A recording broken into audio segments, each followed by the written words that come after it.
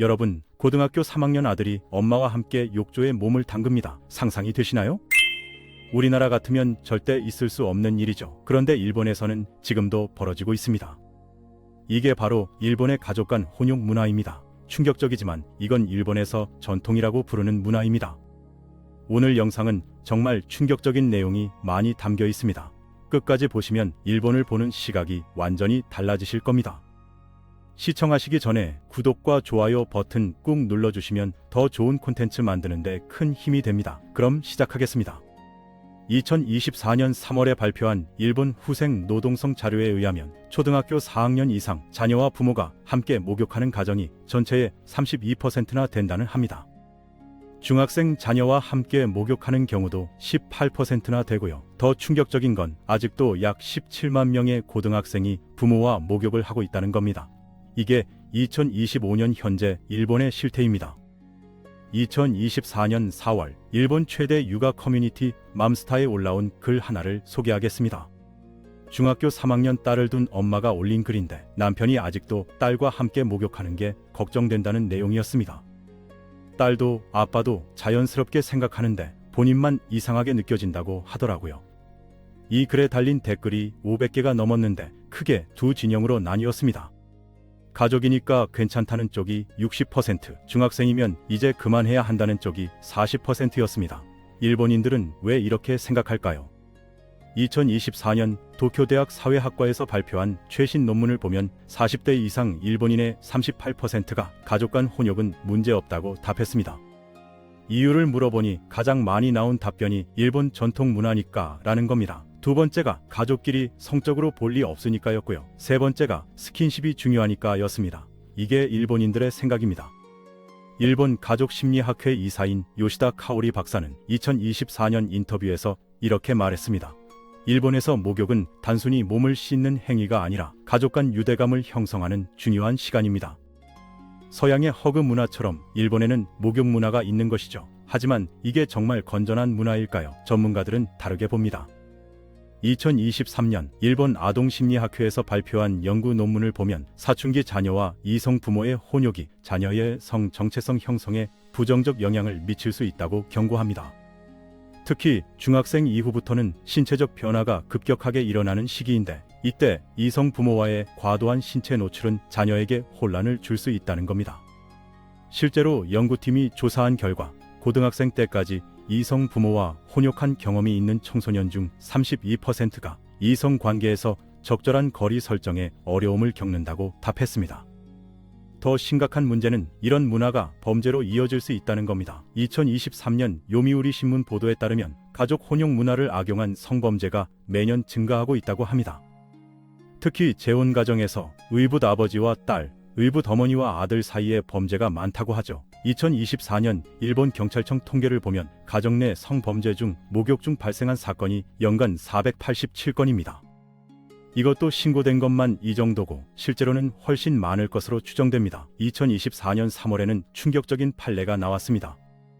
오사카 지방법원에서 재혼한 아버지가 중학교 2학년 의붓 딸과 함께 목욕하다가 성추행한 사건이 있었습니다. 아버지 측 변호인은 일본 문화상 가족끼리 목욕하는 건 자연스러운 일이라고 주장했습니다. 하지만 법원은 의붓 딸이 명확히 거부 의사를 밝혔고 친부가 아닌 경우는 더욱 신중해야 한다며 징역 3년을 선고했습니다. 이 판결문에서 재판부는 가족 혼욕 문화가 범죄의 은폐 수단으로 악용될 수 있다고 지적했습니다. 하지만 최근 들어 변화의 조짐도 보입니다.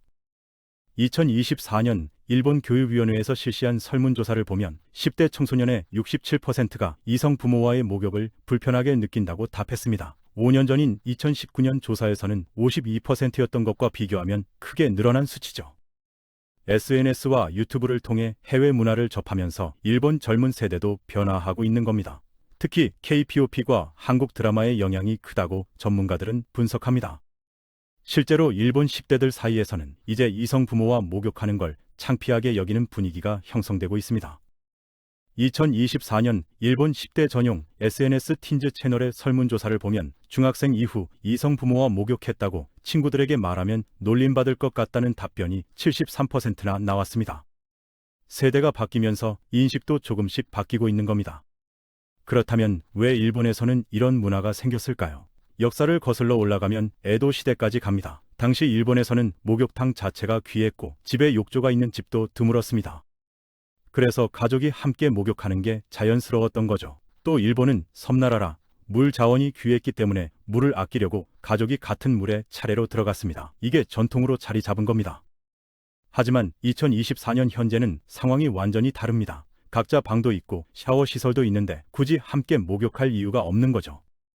결국 일본의 가족 간 혼욕 문화는 전통이라는 이름으로 포장됐지만 현대 사회에서는 재검토가 필요한 관습입니다. 자녀의 성 정체성 형성, 적절한 신체 경계 인식, 그리고 범죄 악용 가능성까지 고려하면 더 이상 미화할 수 없는 문화입니다. 다행히 젊은 세대를 중심으로 변화가 시작되고 있지만 아직도 30% 이상의 가정에서 이런 일이 벌어지고 있다는 게 2024년 일본의 현실입니다.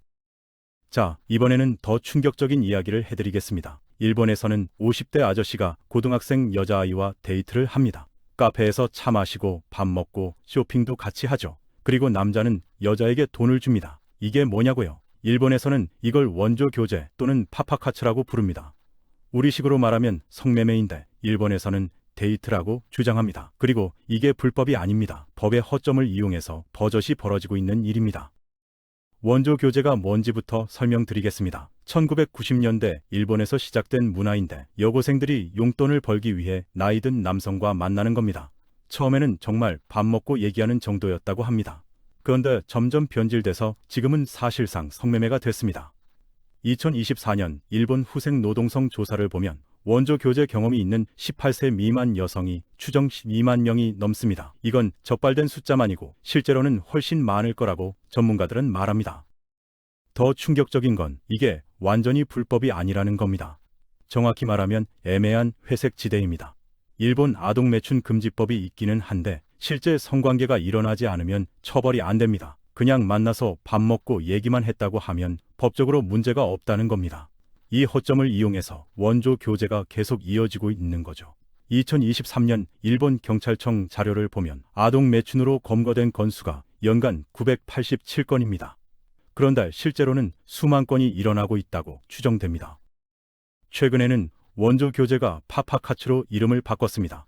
파파카츠는 파파 액티비티의 일본식 표현인데 아빠 활동이라는 뜻입니다. 더 세련되게 포장한 겁니다. 2024년 현재 일본에는 파파카츠 전용 앱이 수십 개나 있습니다. 슈가데디, 페이터즈, 패디 같은 앱들인데 다운로드 수가 수백만을 넘습니다. 이 앱들은 애플 스토어나 구글 플레이에서 당당하게 서비스되고 있습니다. 프로필 올리고 조건 맞으면 만나는 시스템이죠.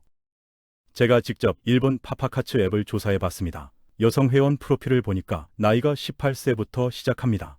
18세면 고등학교 3학년 아닙니까? 프로필에는 대학생이라고 적혀 있지만 실제로는 미성년자인 경우도 많다고 합니다. 남성 회원들은 30대부터 60대까지 다양한데 대부분 40대 이상입니다. 한 번 만나는데 받는 돈이 평균 3만엔에서 5만엔 정도라고 하더라고요. 우리 돈으로 30만원에서 50만원입니다. 시간은 보통 2시간에서 3시간 정도고요.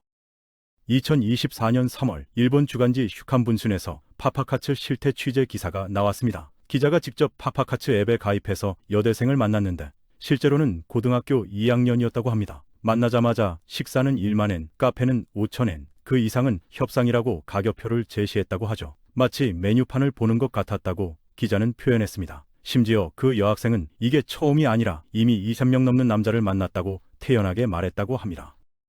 일본 사회는 이걸 어떻게 보냐고요? 놀랍게도 그렇게 심각하게 보지 않습니다. 2023년 일본 여론조사 기관 니케이 리서치에서 실시한 설문을 보면 20대 일본인의 38%가 파파카츠를 이해할 수 있다고 답했습니다. 30대는 27%, 40대는 19%가 이해한다고 답했죠. 젊은 세대일수록 이걸 당연하게 받아들인다는 겁니다. 서로 필요한 걸 주고받는 거니까 문제 없다는 논리입니다. 이게 정상입니까? 심지어 일본 방송에서 파파카츠를 다룬 적도 있습니다. 2023년 일본 TBS 방송 아침 뉴스 프로그램에서 파파카츠 특집을 했는데 실제로 파파카츠를 하는 여대생이 나와서 인터뷰를 했습니다. 학비 벌려고 한다, 위험하지 않다, 순수하게 밥만 먹고 헤어진다, 이런 식으로 말했죠. 방송에서 이걸 마치 새로운 아르바이트 형태처럼 소개한 겁니다. 시청자들 항의가 빗발쳐서 나중에 사과했지만 이미 방송은 나간 뒤였습니다. 그 방송 이후 파파카츠 앱 다운로드가 급증했다고 합니다. 일본 여성들은 왜 이런 걸 할까요? 2024년 일본 NPO 단체 콜라보가 파파카츠 경험이 있는 10대 여성 200명을 인터뷰했습니다. 가장 많이 나온 답변이 생활비 때문이라는 게 56%였습니다. 학비가 32%, 명품이나 화장품 사고 싶어서가 12%였습니다. 대부분 경제적인 이유라는 겁니다.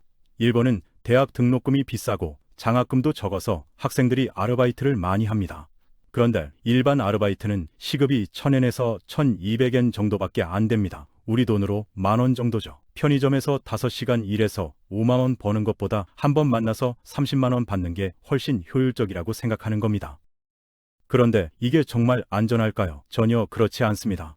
2023년 일본 경찰청 발표를 보면 파파카츠 관련 성범죄가 연간 2341건 발생했습니다. 이것도 신고된 것만 이 정도고 실제로는 훨씬 많을 겁니다. 가장 많은 범죄 유형이 동의 없는 성관계 강요가 67%였습니다. 처음에는 밥만 먹자고 해놓고 나중에 협박하거나 강제로 성관계를 하는 겁니다. 두 번째가 약물 사용인데 음료에 수면제를 타는 수법이 많다고 합니다. 세 번째가 폭행입니다. 돈을 안 주고 도망가거나 오히려 여성을 때리는 경우도 있다고 하죠. 물론 일본 정부도 손 놓고 있는 건 아닙니다. 2023년 일본 국회에서 파파카츠 앱 규제 법안이 발의됐습니다. 하지만 통과되지 못했습니다. 이유가 뭐냐면 표현의 자유를 침해한다는 반대 의견 때문입니다. 단순히 만남을 주선하는 앱을 규제하는 건 과도하다는 거죠. 결국 법안은 폐기됐고 파파카츠 앱들은 지금도 당당하게 영업 중입니다. 심지어 일부 앱 회사는 우리는 건전한 만남을 주선할 뿐이다라는 면책 문구를 넣어놓고 책임을 회피합니다. 더 큰 문제는 이게 사회 전체로 확산되고 있다는 겁니다. 2024년 일본 문부과학성 조사를 보면 여고생 10명 중 1명이 파파카츠에 대해 긍정적으로 생각한다고 답했습니다. 실제로 해본 적은 없지만 기회가 되면 해볼 의향이 있다는 답변도 23%나 나왔습니다. 이건 단순히 일탈 청소년의 문제가 아니라 일본 청소년 문화 전체의 문제가 된 겁니다. SNS에서는 파파카츠로 번 돈으로 명품 가방 샀다는 자랑 글들이 올라오고 그걸 부러워하는 댓글이 달립니다. 결국 원조 교제와 파파카츠는 일본의 왜곡된 성문화를 보여주는 대표적인 사례입니다. 미성년자를 보호해야 할 사회가 오히려 미성년자를 상품화하고 있는 겁니다. 법의 허점을 이용해서 범죄를 정당화하고 경제 논리로 성매매를 합리화하는 거죠.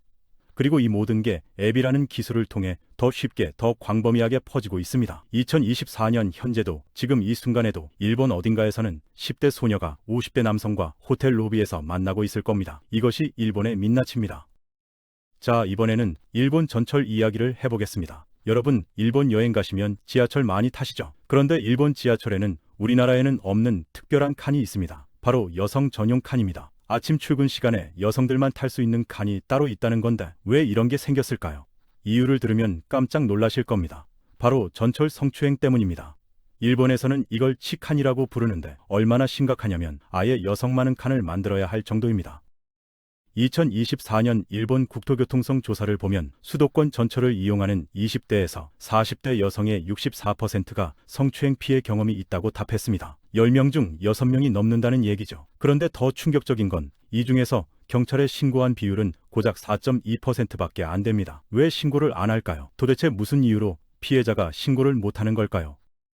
2023년 도쿄대학 사회학과 연구팀이 피해자 500명을 심층 인터뷰했습니다. 가장 많이 나온 답변이 뭔지 아세요? 증거가 없어서 소용없을 것 같아서 라는 답이 48%로 가장 많았습니다. 두 번째는 창피해서가 32%였고 세 번째는 일본 특유의 이유인데 다른 사람에게 폐를 끼치고 싶지 않아서가 20%나 됐습니다. 전철이 지연되면 다른 승객들에게 피해를 준다는 생각에 참는다는 겁니다. 이게 말이 됩니까? 본인이 피해자인데 가해자를 신고하면 자기가 민폐를 끼친다고 생각하는 겁니다. 일본 사회의 집단주의 문화가 이렇게 왜곡된 형태로 나타나는 거죠. 실제로 일본 전철에서 벌어지는 일을 들으면 더 가관입니다. 2024년 3월 아사히 신문에 실린 한 피해자의 증언을 보겠습니다. 30대 직장 여성 A씨는 매일 아침 출근길 말 만원 전철에서 성추행을 당했다고 합니다. 뒤에서 누군가 걔 몸을 밀착하고 손으로 만지는데 사람이 워낙 많아서 누가 하는지도 모르겠고 소리를 지르기도 어려웠다고 합니다. 그렇게 6개월을 참다가 결국 회사를 그만뒀다고 하죠. 가해자를 잡은 게 아니라 피해자가 직장을 그만둔 겁니다. 이게 지금 일본에서 벌어지고 있는 일입니다. 더 황당한 건 이 여성이 주변에 하소연했더니 돌아온 답변이 그럴 수 있지 뭐 전철이 워낙 복잡하니까 였다고 합니다. 범죄를 당연하게 여기는 사회 분위기가 이런 겁니다. 그럼 일본 경찰은 뭘 하고 있냐고요? 물론 단속을 합니다. 2023년 도쿄 경시청 자료를 보면 치칸 혐의로 검거된 사람이 연간 3,742명입니다. 많아 보이시죠? 그런데 이건 빙산의 일각입니다. 일본 범죄학자들은 실제 치칸 발생 건수가 검거 건수의 100배 이상일 것으로 추정합니다. 그러니까 1년에 적어도 30만 건 이상 발생한다는 얘기죠. 그런데 잡히는 건 1%도 안 된다는 겁니다. 왜 이렇게 검거율이 낮을까요? 이유는 간단합니다. 증거를 잡기가 너무 어렵기 때문입니다. 만원 전철에서 누가 만졌는지 특정하기가 거의 불가능합니다. CCTV도 각도 때문에 잘 안 찍히고요. 그래서 현행범으로 잡지 않으면 처벌이 어렵습니다. 2024년 일본 법조계에서 나온 분석을 보면 치칸 사건 중 기소까지 가는 비율이 23%밖에 안 됩니다. 나머지 77%는 증거 불충분으로 불기소 처분됩니다. 가해자는 잡혀도 빠져갈 구멍이 많다는 겁니다. 더 가관인 건 잡혀도 처벌이 솜방망이라는 겁니다. 2024년 일본 법무성 통계를 보면 치칸으로 기소된 사람 중 실형을 받는 비율이 12%밖에 안 됩니다. 대부분은 벌금형이나 집행유예로 끝납니다. 초범이면 벌금 30만 엔에서 50만 엔 정도 내고 끝나는 경우가 많습니다. 우리 돈으로 300만 원에서 500만 원 정도죠. 이 정도 벌금 내면 성추행을 해도 된다는 겁니까? 범죄의 대가치고는 너무 가볍습니다. 그래서 일본에는 상습 치칸범이 정말 많습니다. 2023년 요미우리 신문 보도를 보면 치칸으로 검거된 사람 중 재범률이 무려 45%나 됩니다. 거의 절반이 또 저지른다는 얘기죠. 한 번 잡혔는데도 처벌이 약하니까 또 하는 겁니다. 심지어 10번 넘게 잡힌 사람도 있다고 합니다. 2024년 1월 오사카에서 검거된 한 남성은 무려 17번이나 치칸으로 잡혔는데도 한도 실혈 발형을 받지 않았다고 합니다. 이쯤 되면 처벌이 아니라 범죄의 장려라고 봐야 하는 거 아닙니까? 더 충격적인 건 치칸을 다루는 일본 사회의 이식입니다. 2024년 일본 인터넷 조사기관 마크로밀에서 실시한 설문조사를 보면 20대 이상 일본 남성의 23%가 만원 전철에서 여성 몸에 닿는 건 어쩔 수 없는 일이라고 답했습니다. 거의 4명 중 1명이 이렇게 생각한다는 겁니다. 고이든 아니든 일단 몸이 닿으면 성추행인데 어쩔 수 없다니. 이게 무슨 논리입니까? 전철이 복잡해도 다른 사람 몸 함부로 만지지 않는 게 상식 아닙니까? 심지어 일본에는 치칸을 소재로 한 성인물이 따로 있습니다. 전철 치칸이라는 장르가 아예 하나의 카테고리로 자리 잡았습니다. 일본 최대 성인 사이트에 들어가 보면 치칸이라는 검색어로 나오는 영상이 수만 개입니다. 이게 뭘 의미하냐면 치칸이 단순히 범죄가 아니라 일본 사회에서 하나의 문화로 받아들여지고 있다는 겁니다. 피해자의 고통은 생각하지 않고 가해자의 행동을 콘텐츠로 소비하는 거죠. 이게 정상적인 사회입니까? 일본 정부도 이 문제를 알고는 있습니다. 그래서 2005년부터 여성 전용 칸을 도입했습니다. 하지만 이것도 완벽한 해결책은 아닙니다. 2023년 일본 철도회사 조사를 보면 여성 전용 칸 이용률이 고작 35%밖에 안 됩니다. 왜 안 타냐고요? 여성 전용 칸은 보통 맨 앞이나 맨 뒤에 있어서 계단이나 출구에서 멀기 때문입니다. 환승할 때도 불편하고요. 결국 편의성 때문에 일반 칸을 탈 수밖에 없는 겁니다. 피해자 보호보다 가해자 처벌이 우선이어야 하는데 일본은 반대로 가고 있습니다. 게다가 여성 전용 칸에도 문제가 있습니다. 2024년 산케이 신문 보도를 보면 여성 전용 칸을 반대하는 일본 남성들의 시위가 있었다고 합니다. 남성 차별이라는 겁니다. 여성만 특별 대우를 받는다는 논리죠. 성추행 때문에 생긴 칸인데 이걸 특별 대우라고 보는 시각 자체가 문제 아닙니까? 이런 반응을 보면 일본 사회가 얼마나 왜곡되어 있는지 알 수 있습니다. 일본 전철 치칸 문제는 단순히 개인의 범죄가 아닙니다. 일본 사회 전체의 구조적인 문제입니다. 피해자가 신고를 못하게 만드는 분위기, 가해자를 제대로 처벌하지 않는 사법 시스템, 그리고 이 모든 걸 묵인하는 사회적 인식이 맞물려서 만들어진 겁니다. 2024년 현재도 일본 전철에서는 매일 수천 건의 성추행이 벌어지고 있습니다. 하지만 대부분은 신고도 안 되고 가해자는 처벌도 안 받습니다. 이게 선진국이라는 일본의 실체입니다. 자, 이번에는 정말 믿기 어려운 이야기입니다. 일본에서는 여고생과 산책할 수 있습니다. 돈만 내면 여고생이 옆에서 걸어줍니다. 여고생과 게임도 할 수 있고 여고생한테 안마도 받을 수 있습니다. 심지어 여고생이 무릎 베개도 해줍니다. 이게 뭐냐고요? JK 비즈니스라고 부릅니다. JK는 조시코세이의 약자인데 여고생이라는 뜻입니다. 그러니까 여고생 비즈니스라는 겁니다. 여고생을 상품으로 파는 장사죠. 이게 일본에서는 합법입니다. JK 비즈니스가 뭔지 구체적으로 설명드리겠습니다. 도쿄 아키하바라나 신주쿠 같은 번화가에 가면 이런 가게들이 즐비합니다. 간판에는 JK 산책, JK 리플렉스, JK 카페 이런 식으로 적혀 있습니다. 2024년 일본 경찰청 조사를 보면 도쿄에만 이런 JK 비즈니스 업소가 약 300개가 넘습니다. 오사카, 나고야 같은 대도시까지 합치면 전국적으로 1000개가 넘을 것으로 추정됩니다. 그리고 이 업소에서 일하는 여성의 60% 이상이 실제 고등학생입니다. 가격은 어떻게 되냐고요? 2024년 현재 기준으로 JK 산책은 30분에 5,000엔에서 7,000엔 정도입니다. 우리 돈으로 5만원에서 7만원이죠. JK 리플렉스는 1시간에 10,000엔에서 15,000원 정도입니다. JK 카페는 1시간에 3,000엔에서 5,000엔 정도고요. 생각보다 비싸지 않습니까? 그런데도 손님이 끊이질 않습니다. 2023년 일본 주간지 슈칸포스트 취재 결과를 보면 평일 낮 시간에도 손님이 계속 들어온다고 합니다. 주말에는 예약 없이는 이용이 어려울 정도라고 하죠. 제가 직접 일본 현지 취재 영상을 찾아봤습니다. 2024년 3월 일본 MBS 방송에서 JK 비즈니스 실태를 다룬 다큐멘터리가 방영됐는데 내용이 충격적입니다.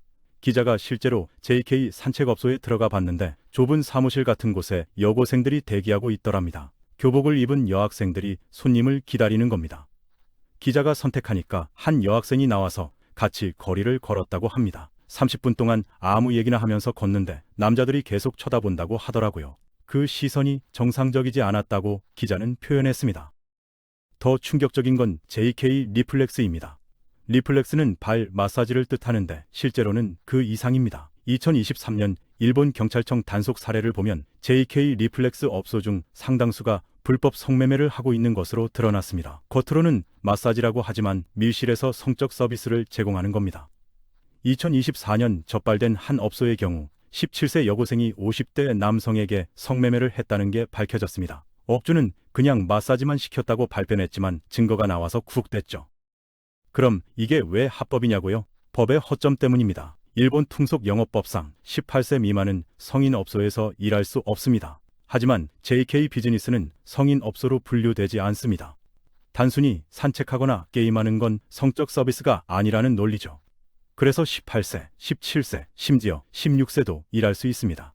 2024년 일본 후생 노동성 조사를 보면 JK 비즈니스에서 일하는 미성년자 중 16세 이하가 15%나 됩니다. 중학생도 일한다는 얘기입니다. 일본 사회는 이걸 어떻게 보냐고요? 2023년 일본 내각부에서 실시한 여론조사를 보면 응답자의 42%가 JK 비즈니스를 문제라고 생각한다고 답했습니다. 그런데 반대로 보면 58%는 문제가 아니라고 생각한다는 겁니다. 절반 이상이 여고생을 상품화하는 걸 당연하게 여긴다는 거죠. 특히 40대 이상 남성의 경우 68%가 문제없다고 답했습니다. 수요가 있으니까 공급이 생기는 거라는 논리입니다. 이게 정상입니까? 더 놀라운 건 일하는 여고생들의 생각입니다. 2024년 일본 NPO 단체 라이트하우스가 JK 비즈니스 종사자 100명을 인터뷰했는데 78%가 별로 문제라고 생각하지 않는다고 답했습니다. 그냥 아르바이트의 한 종류라는 겁니다. 편의점에서 일하나 여기서 일하나 똑같다는 논리죠. 오히려 시급이 높아서 좋다는 답변도 많았습니다. 편의점은 시급 1,000엔인데 여기는 시급으로 환산하면 5,000엔이 넘으니까 효율적이라는 겁니다. 이게 일본 10대들의 현실입니다. 그런데 이게 정말 안전할까요? 절대 아닙니다. 2023년 일본 경찰청 발표를 보면 JK 비즈니스 관련 성범죄가 연간 1,847건 발생했습니다. 가장 많은 게 불법 촬영입니다. 산책하거나 마사지 받는 걸 몰래 찍는 거죠. 두 번째가 성추행입니다. 마사지 받다가 여고생 몸을 만지는 겁니다. 세 번째가 스토킹입니다. 여고생을 따라다니거나 학교 앞에서 기다리는 경우도 있다고 합니다. 심지어 납치 사건도 있었습니다. 2024년 1월에는 충격적인 사건이 있었습니다. 오사카에서 40대 남성이 JK 산책으로 만난 16세 여고생을 차에 태워서 납치한 사건입니다. 남자는 여고생을 호텔로 데려가서 3일 동안 감금하고 성폭행했습니다. 다행히 여고생이 몰래 경찰에 신고해서 구조됐지만 정신적 충격이 심각했다고 합니다. 재판에서 피고인은 돈 주고 만났는데 뭐가 문제냐고 반문했다고 하죠. 돈만 주면 뭘 해도 된다는 인식입니다. 이게 일본 남성들의 수준입니다. 일본 정부도 이 문제를 알고는 있습니다. 2017년에 JK 비즈니스 규제법이 만들어졌습니다. 18세 미만을 고용하면 처벌하겠다는 법입니다. 하지만 실효성이 없습니다. 2023년 이 법으로 적발된 업소가 고작 31곳입니다. 실제로는 수백 곳이 영업 중인데 말이죠. 왜 이렇게 단속이 안 될까요? 증거를 잡기가 어렵기 때문입니다. 업주들이 나이를 속이고 신분증을 위조합니다. 그리고 적발돼도 벌금 100만 엔 정도 내고 끝입니다. 우리 돈 1000만 원이죠. 업소 입장에서는 한 달 벌면 충분히 감당할 수 있는 금액입니다. 더 큰 문제는 이게 온라인으로 확산되고 있다는 겁니다. 2024년 현재 JK 비즈니스 매칭 앱이 수십 개 있습니다. 업소를 거치지 않고 직접 여고생과 손님을 연결해주는 앱입니다. 이렇게 되면 단속이 더 어려워집니다. 2024년 일본 경찰청이 이런 앱 하나를 폐쇄했는데 회원이 무려 12만 명이었다고 합니다. 12만 명이 여고생과 만나려고 앱을 깔았다는 겁니다. 이게 일본의 현실입니다. 결국 JK 비즈니스는 일본이 미성년자를 어떻게 보는지 보여주는 대표적인 사례입니다. 보호해야 할 대상을 상품으로 만들고 그걸 합법이라는 이름으로 포장하는 겁니다. 법은 있지만 제대로 작동하지 않고 사회는 이걸 묵인합니다. 그리고 피해는 고스란히 10대 소녀들에게 돌아갑니다. 2024년 지금도 도쿄 어딘가에서는 교복 입은 여고생이 낯선 남자와 거리를 걷고 있을 겁니다. 이것이 일본의 민낯입니다. 자, 이번에는 일본 거리 곳곳에 있는 특별한 건물 이야기를 해보겠습니다. 여러분, 일본 여행 가시면 거리를 걷다가 이상하게 화려한 건물 보신 적 있으시죠? 네온 사인이 반짝이고 뭔가 호텔 같은데 일반 호텔은 아닌 것 같고 바로 그게 러브 호텔입니다. 말 그대로 사랑을 나누는 호텔이죠. 우리나라 모텔 생각하시면 되는데 규모와 시스템이 완전히 다릅니다. 얼마나 많냐면 2024년 통계를 보니까 일본 전역에 2만 5천 개가 넘습니다. 세븐일레븐 편의점이 2만 1,000개 개인 거 아시죠? 편의점보다 많다는 겁니다. 제가 처음 이 통계 봤을 때 이게 말이 되나 싶었습니다. 그런데 직접 도쿄 시부야에 가봤더니 정말이더라고요. 아니, 정확히는 제가 간 건 아니고 일본 현지 취재 영상을 봤는데 시부야역에서 10분만 걸어가면 러브 호텔이 37개나 있습니다. 37개요. 한 블록에 서너 개씩 있는 거예요. 2024년 3월 일본 TBS 방송에서 러브 호텔 특집을 했는데 카메라가 거리를 비추는데 정말 어마어마하더라고요. 건물마다 휴게 2시간 5천 이런 식으로 가격이 크게 적혀 있습니다. 더 기가 막힌 건 위치입니다. 여러분 같으면 이런 시설이 학교 근처에 있는 걸 용납하시겠어요?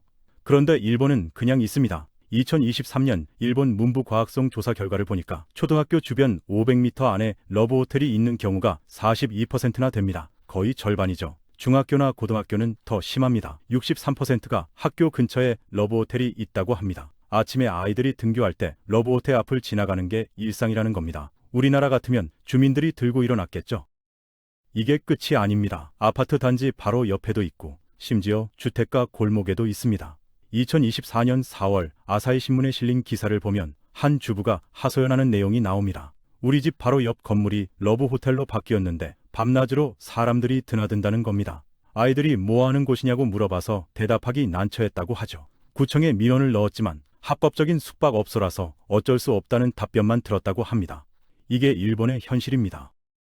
그럼 일본 사람들은 이걸 어떻게 생각하냐고요? 놀랍게도 별로 신경 안 씁니다. 2023년 일본 여론조사 기관 니케이 리서치 설문조사에서 20대의 78%가 러브호텔 이용 경험이 있다고 답했습니다. 30대는 85%, 40대는 81%고요. 거의 모든 일본인이 한 번쯤은 가본다는 얘기입니다. 저도 궁금해서 일본 지인한테 물어봤습니다. 너네 러브호텔 자주 가? 그랬더니 대답이 가관입니다. 당연하지. 데이트하고 갈 데가 어디서? 이렇게 말하더라고요. 영화 보고 밥 먹고 러브호텔 가는 게 자연스러운 데이트 코스래요. 실제로 러브호텔 추천 앱도 있습니다. 해피호텔이라는 앱인데 2024년 기준 다운로드가 무려 300만이 넘습니다. 마치 우리가 맛집 앱 보듯이 일본 사람들은 러브호텔 앱을 봅니다. 어느 호텔이 깨끗한지, 가격은 얼마인지 리뷰까지 다 있습니다. 별점도 매기고 추천도 합니다. 마치 음식점 리뷰 쓰듯이 러브호텔 리뷰를 쓰는 겁니다. 이 호텔은 침대가 좋다, 저 호텔은 욕조가 크다, 이런 식이죠. 이게 2024년 일본의 모습입니다. 더 놀라운 건 시스템입니다.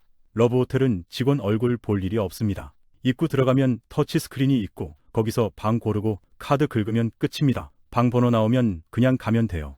나올 때도 방에서 버튼만 누르면 자동으로 정산됩니다. 완벽한 익명성이 보장되는 거죠. 2024년 일본 숙박업협회 자료를 보면 이런 무인 시스템을 운영하는 러브호텔이 전체의 89%나 됩니다. 거의 대부분이 사람을 안 만나도 되는 시스템입니다.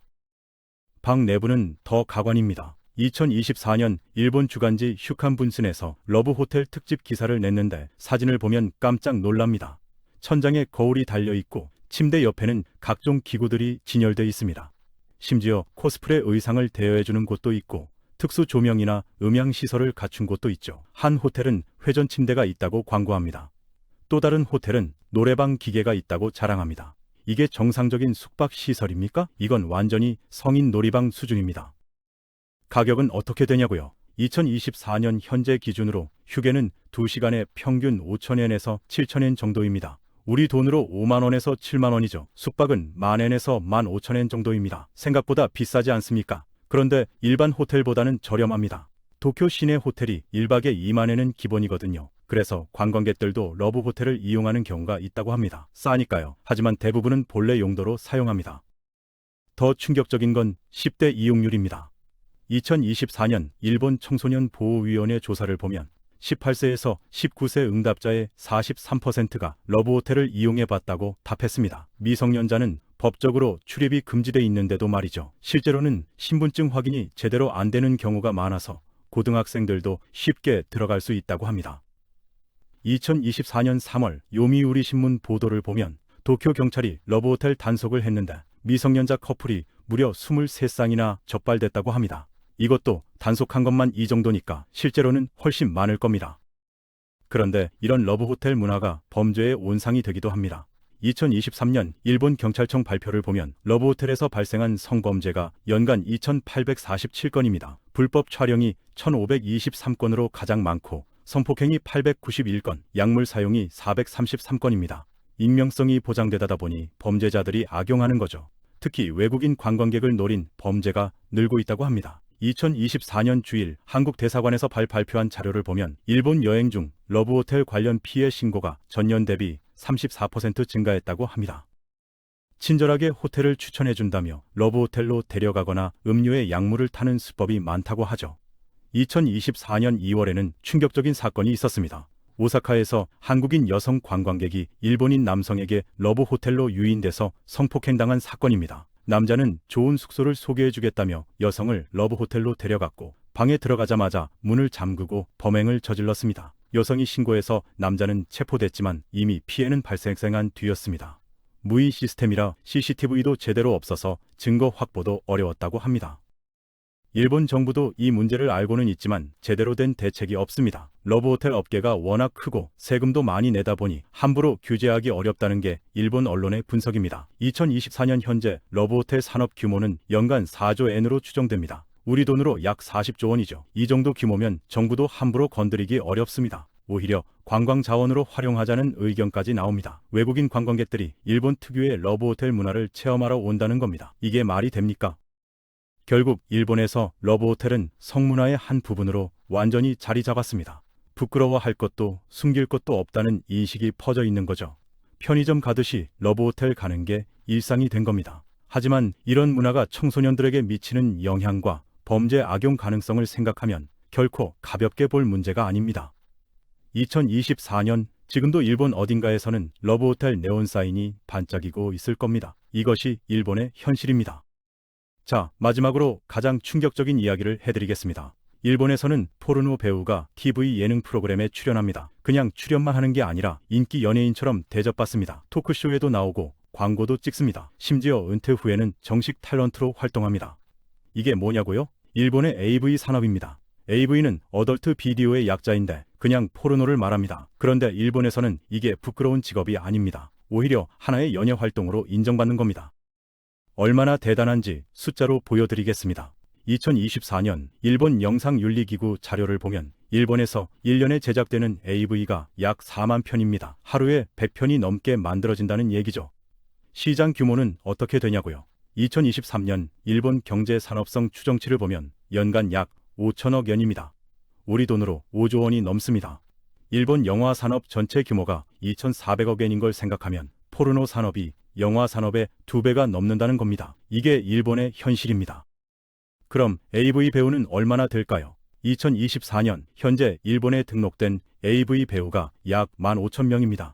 이건 공식 등록된 숫자고 비공식까지 합치면 3만 명이 넘을 것으로 추정됩니다. 특히 여성 배우가 압도적으로 많은데 전체의 80% 이상이 여성입니다. 2023년 일본 주간지 슈칸분 조사를 보면 매달 약 200명의 신인 여배우가 데뷔한다고 합니다. 1년이면 2,400명이죠. 이렇게 많은 여성이 왜 이 일을 선택할까요?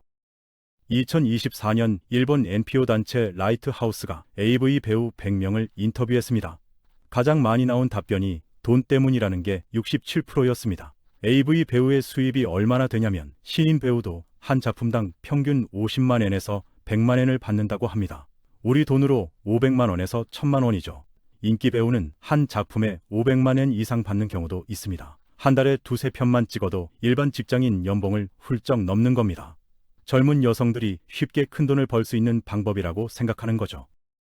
더 충격적인 건 일본 사회가 이걸 바라보는 시각입니다. 2023년 일본 여론조사기관 마크로밀에서 실시한 설문을 보면 20대 일본인의 31%가 AV 배우를 직업의 한 종류로 인정한다고 답했습니다. 30대는 24%, 40대는 18%가 그렇게 답했죠. 젊은 세대일수록 이걸 당연하게 받아들인다는 겁니다. 심지어 2024년 일본 한 대학에서 실시한 설문조사를 보면 여대생 10명 중 1명이 AV 배우를 한 번쯤 생각해 본 적이 있다고 답했습니다. 이게 정상입니까?